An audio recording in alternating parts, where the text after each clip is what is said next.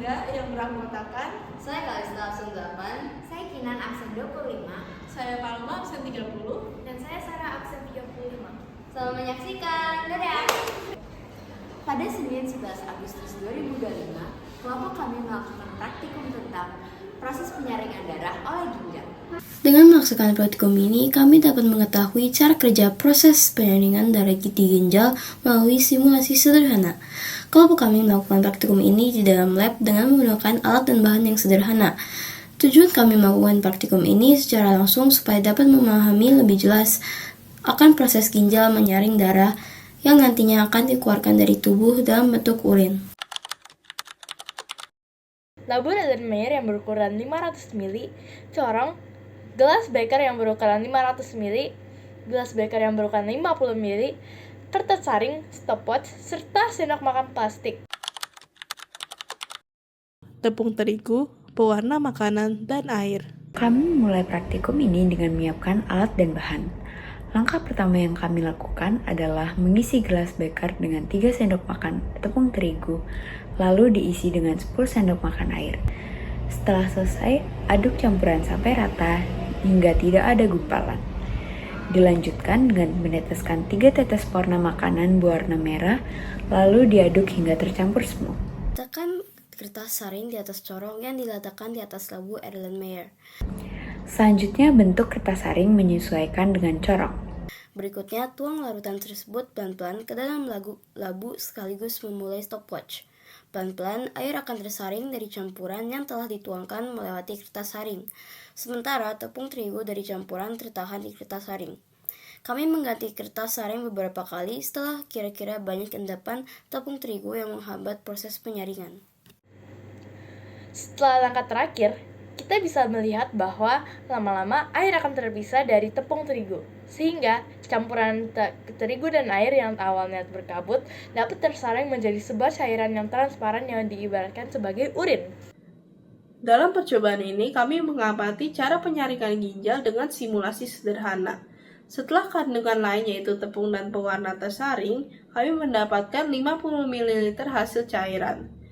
Kertas saring bekerja sebagai glomerulus sehingga memisahkan tepung serta pewarna dan membiarkan cairan bening lolos ke kantung kemih. Juga, kertas saring harus sering kami ganti agar kandungan lain tetap tersaring. Cairan yang sebelumnya tercampur semua terpisah karena tepung dan pewarna yang tertahan oleh kertas saring. Hal ini menunjukkan bagaimana ginjal bekerja, di mana tidak semua kandungan cairan akan masuk ke dalam kantung kemih. Jika penyaring ginjal tidak bekerja dengan baik, maka akan menyebabkan berbagai penyakit. Salah satu contohnya adalah gagal ginjal atau menumpuknya limbah di dalam tubuh. Melalui praktikum ini, kami dapat memahami proses penyaringan darah oleh ginjal melalui simulasi sederhana menggunakan alat dan bahan yang mudah didapat. Proses penyaringan menggunakan kertas saring menggambarkan bagaimana ginjal memisahkan zat-zat yang tidak dibutuhkan tubuh, seperti halnya kertas saring memisahkan tepung dari air.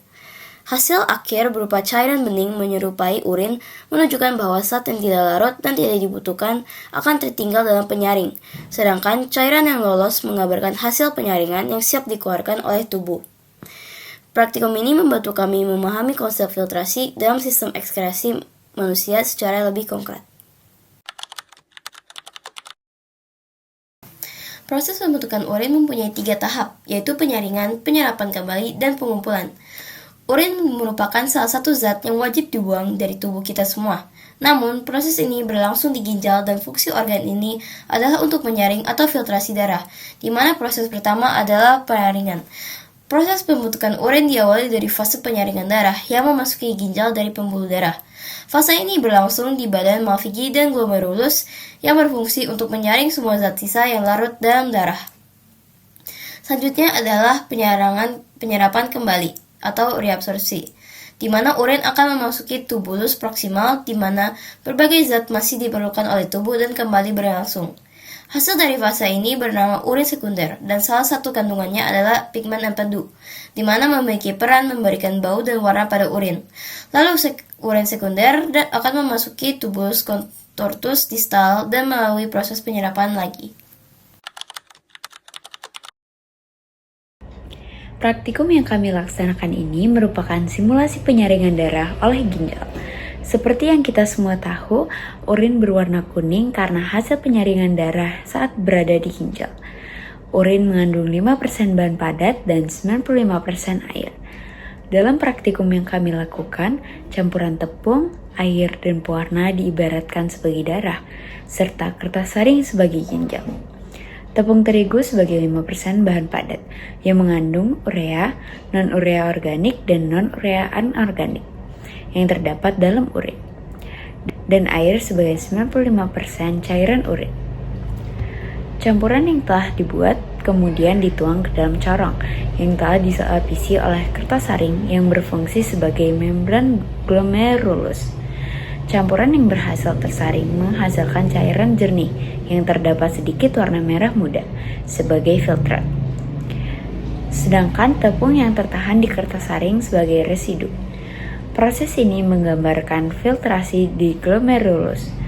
Molekul kecil dapat tersaring, sementara molekul besar tertahan. Hasil filtrat pada praktikum kali ini menyerupai cairan yang akan diproses menjadi urin di kapsul Bowman. Durasi penyaringan atau filtrasi dipengaruhi oleh banyaknya partikel besar, jumlah air, dan pori-pori penyaringan. Hal yang terjadi jika ginjal mengalami kerusakan adalah adanya gangguan terhadap fungsi dan kesehatan tubuh manusia. Ginjal berperan untuk menyaring limbah-limbah metabolisme dan racun dari darah seperti urea, garam, dan air yang berlebihan. Jika kandungan tersebut tidak berhasil disaring, maka mereka akan ikut masuk ke dalam kantung kemih dan menyebabkan berbagai penyakit. Dalam eksperimen kami, pewarna makanan dan tepung terigu berperan sebagai kandungan dan zat yang berlebihan. Jika hasil yang tersaring masih tidak jernih, maka itu menunjukkan bahwa ginjal masih belum bekerja dengan benar dan hasil yang tersaring masih tercemar.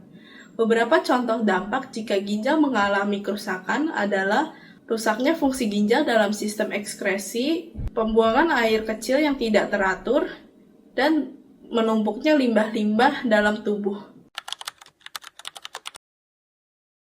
Seperti yang sudah dijelaskan, tepung diibaratkan sebagai protein atau makanan yang telah diproses di lambung. Air diibaratkan sebagai darah yang nanti akan menjadi urin.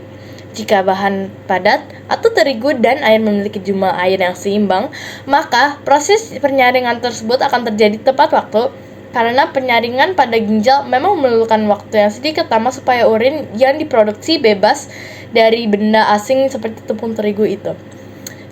Tapi jika kadar air tersebut terlalu banyak, bisa saja urin yang diproduksi akan terlalu banyak atau terlalu cepat.